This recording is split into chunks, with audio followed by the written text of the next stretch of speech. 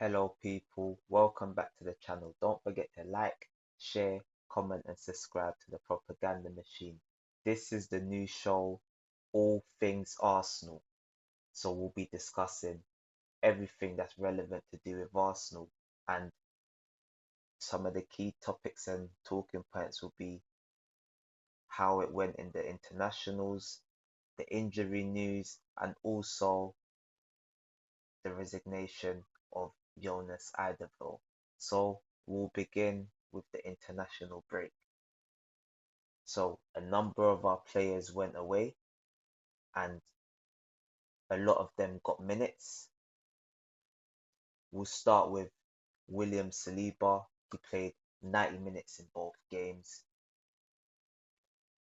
Solid performance in the 4-1 victory against Israel, and he done quite well in the France vs Belgium game, as France also went down to 10 men, and but they still got the victory. He did concede a penalty, and you've probably seen it going round, but these things happen. There was a little slip, and yeah, the main thing, he didn't get injured, so we're thankful he's coming back in one piece.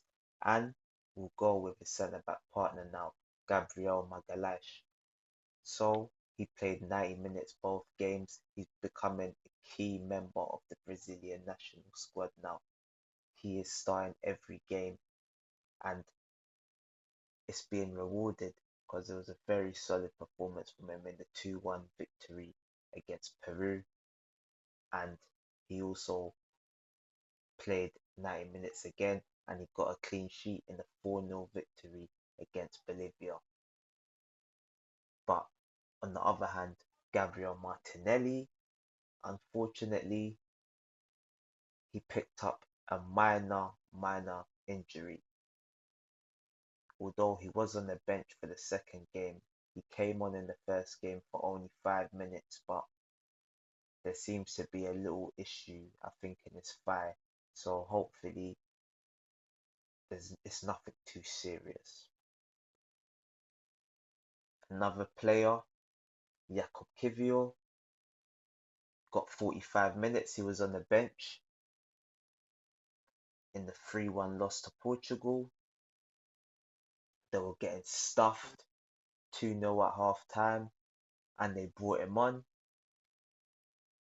You could say it's a win for him because he drew 1-1 second half, but Portugal eased off a bit. And the second game he got 90 minutes in the 3-3 draw against Croatia. So you could say the manager knew he got it wrong. Another defender, Calafiori, he played 90 minutes in both games. Him and Trossard played against each other in the 2-2 draw between Belgium and Italy. Trossard got a goal and assist in that game, and he seemed to nudge Calafiori in the back. So there was a bit of the dark arts going on there. Trossard got the better of him, but they also beat Israel 4-1. So one win, one draw. It weren't the worst, and Italy are top of their group in the Nations League, above France and Belgium. Our goalkeeper, David Raya, he got 2 clean sheets, played both games, 1-0 victory against Denmark, and also a 3-0 win against Serbia. So he's starting to really take his club form to his nation. I don't know if the Unai Simon, the previous number one, is still injured or if David Raya took over, but with this form, it's going to be hard for them to take him out the goal. Mikel Merino, he also came on in one of the games. He came on in the 62nd minute in the 1-0 win over Denmark, and he also played 65 minutes in the win against Serbia. So he's starting to get some more minutes after his injury. And last but not least, Declan Rice. He played in the 2-1 win, a 2-1 defeat, should I say? How could I forget about that? 2-1 defeat against Greece. Played 90 minutes. Weren't the best from him. Everyone looked poor in that England shirt. But Bukayo Saka also was in that game and he come off on the 51st minute. And we're waiting to hear more about that injury, but hopefully it's not too bad.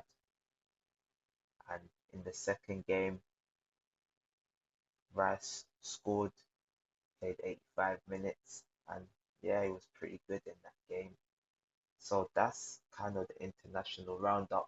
England do have a new manager, so Bukayo Saka and Declan Rice, they will be under Thomas Tuchel, and you'd hope for their sake that he can get the best out of them. I don't want to see him playing Saka at left wing back. That would be a disaster. Play the man in his position, Thomas Tuchel. Don't be doing no skullduggery and some fuckeries. So that's the international roundup. Now we'll check in with the injuries. So there's about 10 players who are injury doubts for the next game. Some are guaranteed not there. One of them, Martin Odegaard, as we know, he's still coming back from his injury. The reports are believed to be fake that he'll be back in December. It doesn't seem like there was a further aggravation to his injury, so we should see him probably before the next international break, I'd say.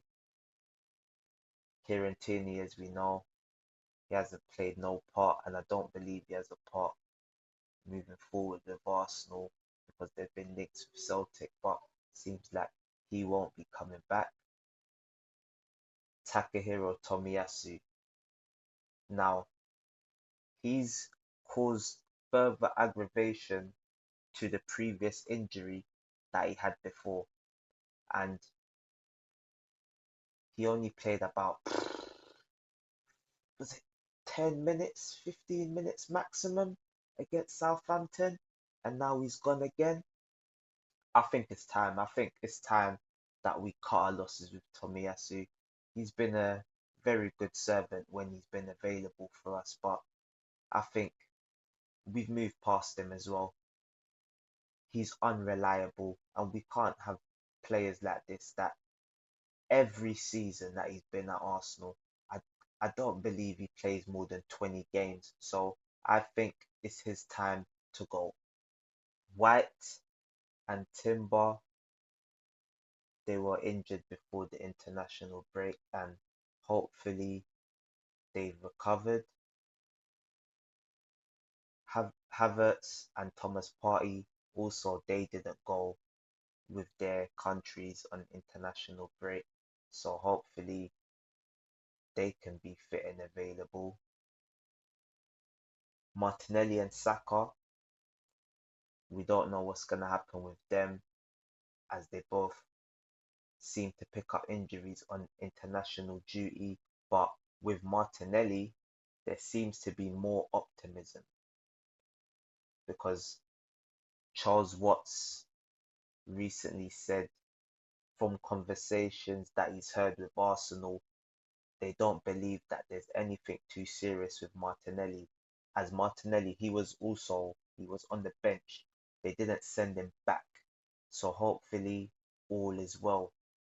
So there's no panic really from Arsenal. They're gonna assess him themselves and they're gonna see whether it's worth risking for the Bournemouth game. But I'm sure that he'll be probably fit, him and Saka, for the Champions League in midweek. That's most of the injury news updates, and I believe Zinchenko, last player, he should be back. But all 10 of those players, they weren't shown in the latest photos from training today. So now we'll take a look at the next 5 fixtures. So this is a pivotal time in the season, as last year at this time we had 20 points out of 24. This season we have 17 out of 21. So it is quite similar. It's just last season we played the game more. But at this exact time when we came back from the international break last season, our first game back was a 2-2 draw against Chelsea. And now we are approaching fixtures that are much, much harder than last season. So if we look at the results from last season, like I said, it was a 2-2 draw against Chelsea. Then we smashed Sheffield United, who are absolute garbage, 5-0. But then on match day 11, it was a 1-0 loss against Newcastle at St James's Park, and we know that was a difficult day for Arsenal because there was many things in that game that went wrong. The ball, did it go out? Did the defender have two hands on Gabriel's back? Yeah, there was just so much things going on in that game. Then it was a 3-1 win against Burnley. So at that stage, we got 7 points out of 12, which if we get 7 points out of 12 from the next 4 games, that could be very, very, very bad for our season moving forward. Although we came back from the international break and we did beat Brentford. So if we take a look at our next 5 fixtures, we have Nottingham Forest. Well, no, sorry. We have Bournemouth, which is our next game, where you'd expect us to probably get 3 points. Liverpool at home. Tough game, but we got 3 points from them last season. So last season, if we look at those two, we did get 6 points from those 2 games. But Newcastle, as I mentioned, away we lost to, and then Chelsea away we drew. So these exact fixtures, we only managed 7 points last season. So this season, we're going to need to do better because I said at the same stage last season in these same fixtures, not necessarily the same fixtures, but when we come back from the international break, we only got 7 points. So now we need to be aiming for something a lot more than 7 points.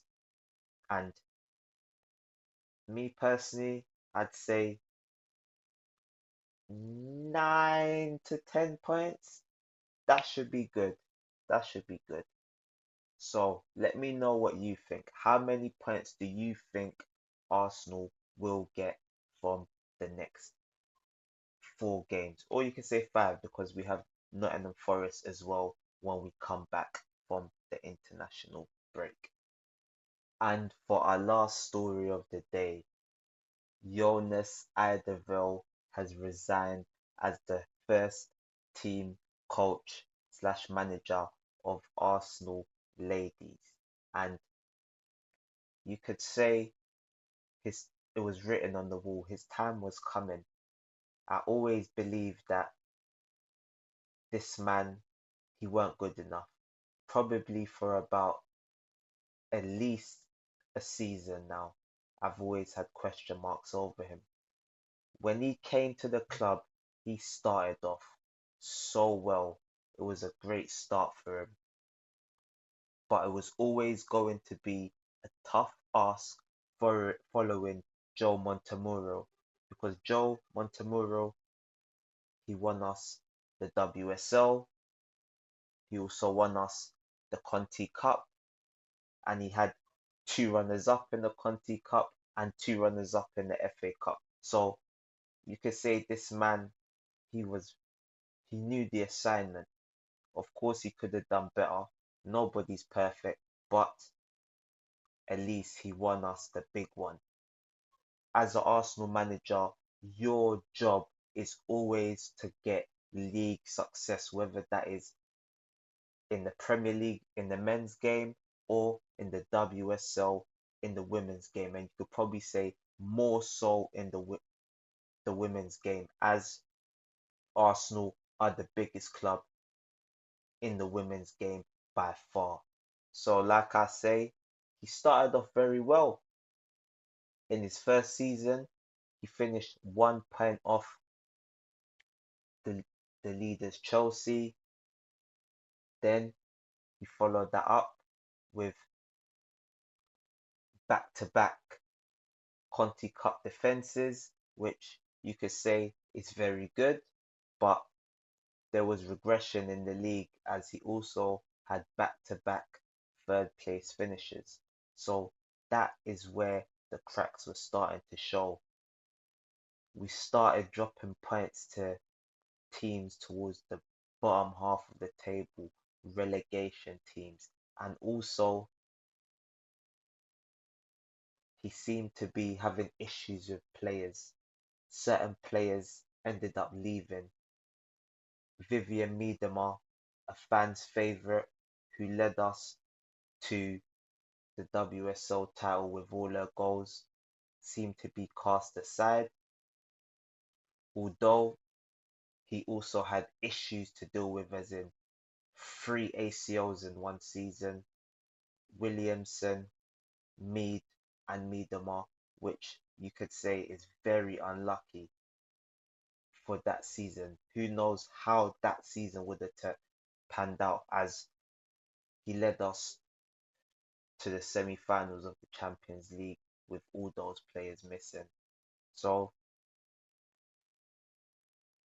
everything didn't go his way, but at the same time, as I've mentioned, he seemed to have big issues against the low block. We just couldn't break down the low block, and this season he started it off so poorly. A draw at home to Manchester City, scraping a 1-0 win against Reading, a 0-0 draw against Everton, which is just so bad, and then the final nail in his coffin, the 2-1 loss to Chelsea, along with a 5-2 battering in the Champions League against Bayern Munich. So there was no real place to go. There was no real place to go. And he didn't follow up on the success of going to the Champions League semi-final. Although you can say it's not really success of Arsenal, they have won the Champions League, but we literally got eliminated in the qualifying rounds to Paris FC, which that was very disgraceful. And like I said, Miedema, Jordan Nobbs, Mano Iwabuchi, all been cast aside.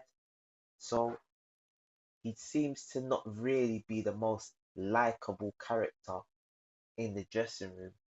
So what he kind of reminds me of, he reminds me of Eric Ten Hag.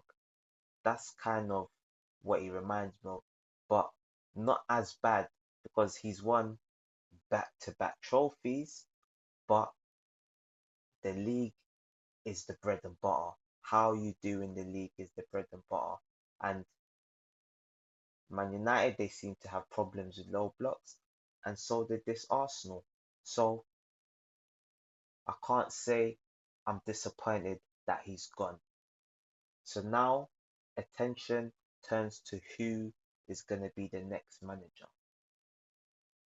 So there's a few names in the frame, and I'm just hoping that the right choice is made because we should be trying to lead Arsenal back to the very top.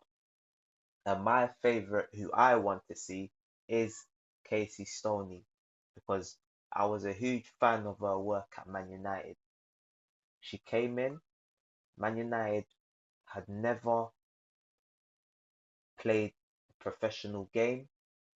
They started in the championship and she took the reins and she led them to straight promotion, direct promotion. She won the championship and got Man United to the WSL in her first season, winning the league.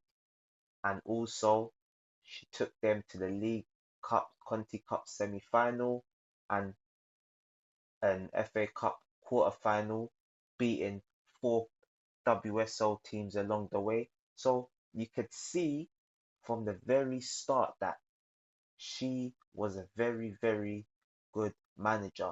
And she had back-to-back fourth place finishes in the WSL, which it might not sound like something, but when you have Chelsea, Man City, and Arsenal, who are established teams in the WSL, that was a very good job. And she only finished 1 point off Arsenal in one of her seasons. So you gotta say that with Arsenal's resources, she might just be able to do a much better job than she was able to do at Man United. Whether that is enough to win the WSL is the only issue. So, from the names I've seen, she's probably who I'd go with, but there's a few others. Currently, the interim manager is Renee Slagers, and she has a bit of experience previously. She took over from Jonas Eidevall at his previous club and won back-to-back league titles in the Swedish league before she came and was his assistant. But do we want him still in our club? Do we want to just start again? Because it feels like if she stays, it's kind of part of him. But I don't know. I don't know enough, but what I do know is whoever comes in is gonna need to really hit the ground running, because we're fifth and we're already multiple points off the lead. You could probably say the league is over. That is how competitive it is in the WSL. Usually 2 defeats is the end. We've already got 1 and 2 draws.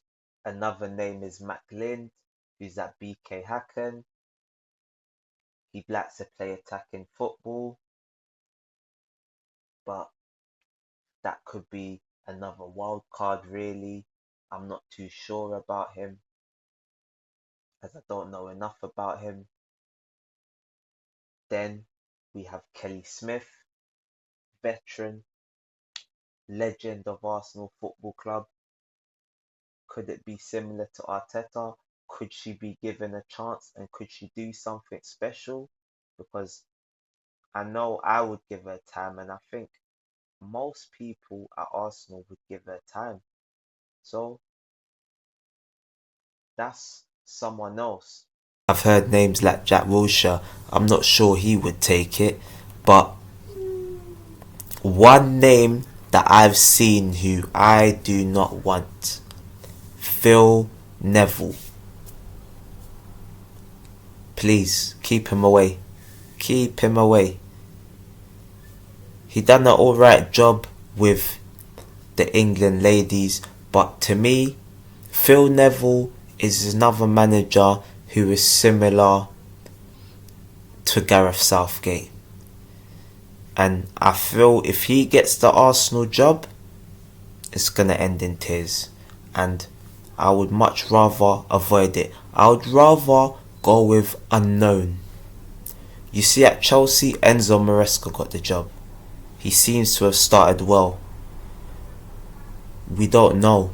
Sometimes you'd much rather the unknown than the fear of the known. They say the fear of the unknown, but I'm calling it the fear of the known. And I know Southgate, I don't want him at my club. Gary Phil, whoever you are, I don't want you at my club. So let me know. Do you have any names? You let me know. Who would you want as the new manager of Arsenal, ladies? So guys, that's been all things Arsenal. I hope you've enjoyed the first episode. Don't forget to like, share, comment and subscribe to the channel. Bless.